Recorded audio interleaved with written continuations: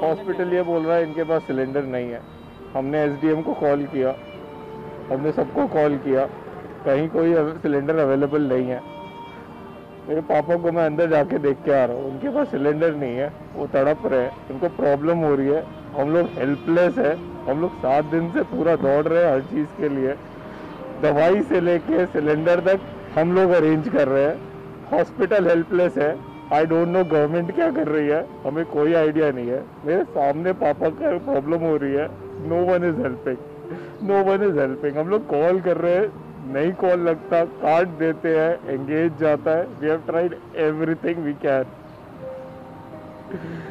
हम लोग छिंदवाड़ा से आए हैं, लोकल हमको इतनी छोटी छोटी प्रॉब्लम्स फेस करनी पड़ती है। हमारे पेशेंट दिन रात हमारे सामने तड़पते, कभी SP2 आगे जाता है, नीचे जाता है, उनको छोटी छोटी प्रॉब्लम हम फेस करवाते हैं। ऊपर से ऑक्सीजन, ये किसकी प्रॉब्लम? हॉस्पिटल दिन रात मेहनत कर रहा है ताकि ऑक्सीजन उनको मिले, इन लोग प्रोवाइड करवाते हैं। 24 घंटे काम कर रहे लोग, सब अपने स्तर से लगा मेहनत करने की। लेकिन गवर्नमेंट क्या कर रही है? गवर्नमेंट क्यों नहीं पहुंचाती? क्यों ये रेमडेसिविर की ब्लैकमेलिंग चल रही इतनी भयानक तौर पे? इंसान मर रहे हैं, हमने तो हमारी आंखों के सामने देखा है लोगों को तड़पते इन छोटी छोटी ऑक्सीजन की चीजों के लिए। इसमें ना हॉस्पिटल गलत है, ना ये संस्था गलत है, इसमें गलत है सिर्फ गवर्नमेंट जो ये सब फसाद करके रखा है। बहुत दिक्कत होती है, एक जगह पहुंचने के लिए इंसान सीधे नहीं जाता, टेढ़ा घूम के जाता है। उसको जहाँ आधा घंटे का सफर वो 1.5 घंटे में पूरा कर रहा है। किसकी गलती? हॉस्पिटल की गलती है इसमें, क्या इस संस्था की गलती है सिर्फ गवर्नमेंट की? कोविड कोई आज से नहीं आया है, कोविड हवा बना के रख दिया है इन लोगों ने। लोग किसी की हेल्प करने से डरते हैं कोविड के नाम पर। इन लोगों ने मैं अपने मामा जी, मेरे पापा जी, इन लोगों के लिए सिलेंडर के लिए यहाँ खड़े। मैं पड़पड़गंज रहता हूँ, मेरा पेशेंट जो है तिलक नगर में एडमिट है हॉस्पिटल में, हॉस्पिटल का नाम नहीं बताऊंगा। लेकिन हॉस्पिटल वालों ने कभी सिलेंडर लिया हो, कभी ये दवाई लिया हो। दवाई 25-25 हजार रुपए की दवाई लिखी हुई है, दवाई 1.5 लाख में भी नहीं मिल रही है। डॉक्टर कहता है कि ये दवाई नहीं लाओगे तो आपका पेशेंट जो है बाहर सड़क पे फेंक देंगे, ले जाओ उसको। अभी बेड कहीं नहीं अवेलेबल है। दिल्ली गवर्नमेंट के सारे सेल बंद हैं, जिनको फोन करे कुछ नहीं, सारे बंद कर रखे हैं। मीडिया पे आता है कि यहाँ फोन करो, यहाँ फोन करो, यहाँ फोन करो, किसी की तरफ से कोई नहीं। पुलिस वाले भाई हमारी सपोर्ट करते हैं, वो बताते हैं बेचारे कभी यहाँ लग जाओ, यहाँ ले आओ, यहाँ ले आओ। पुलिस वालों का हमारे साथ कोऑपरेशन मिलता है हमारे को। लेकिन सरकार की तरफ से, सेंटर की तरफ से, दिल्ली गवर्नमेंट की तरफ से जितने भी अनाउंसमेंट हो रहे हैं, they all are fake. Public जो है बेवकूफ बनी हुई है।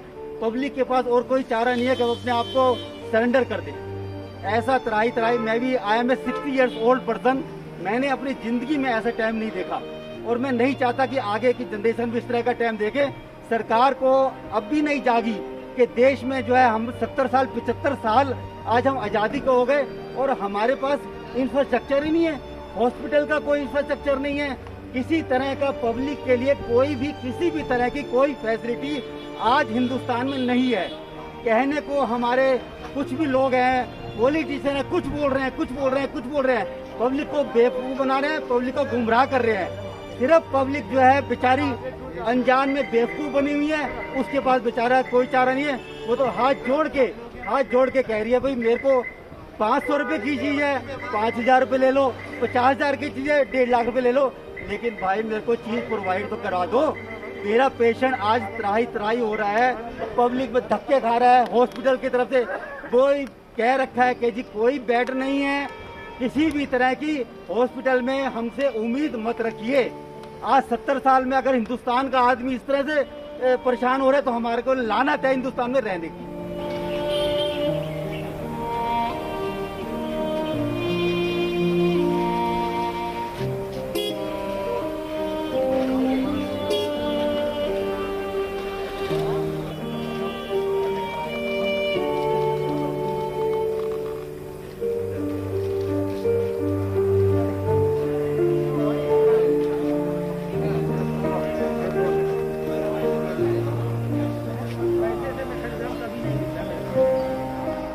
हम लोग 10 बजे से मारे फिर रहे हैं गैस का सिलेंडर लेके ऑटो में लेके।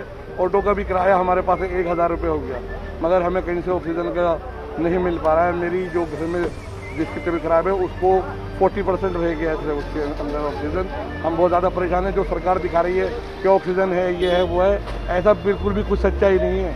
हम सारे लोग परेशान हैं और हम आपके थ्रू सरकार से और गृह मंत्रालय से अपील करते हैं, हमारी मदद कीजिए।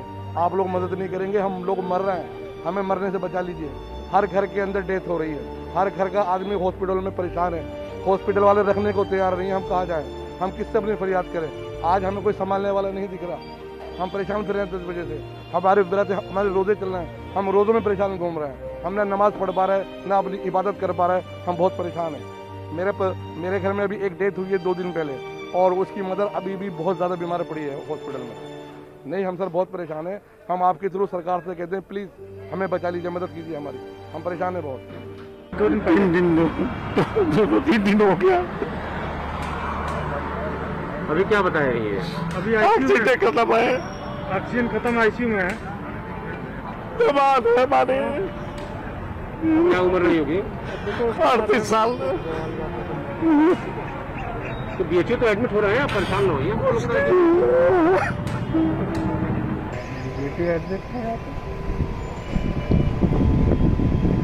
आज बोलने की ऑक्सीजन नहीं है, कहाँ जाएंगे अपनी बेटी को लेकर? कब से एडमिट है बेटी आप? 17 तारीख। अब क्या बोल रहे हैं हॉस्पिटल वाले? कह रहे आप ऑक्सीजन की व्यवस्था करिए, हमारे पास ऑक्सीजन नहीं है। कितनी उम्र है आपकी बेटी की? 18 साल।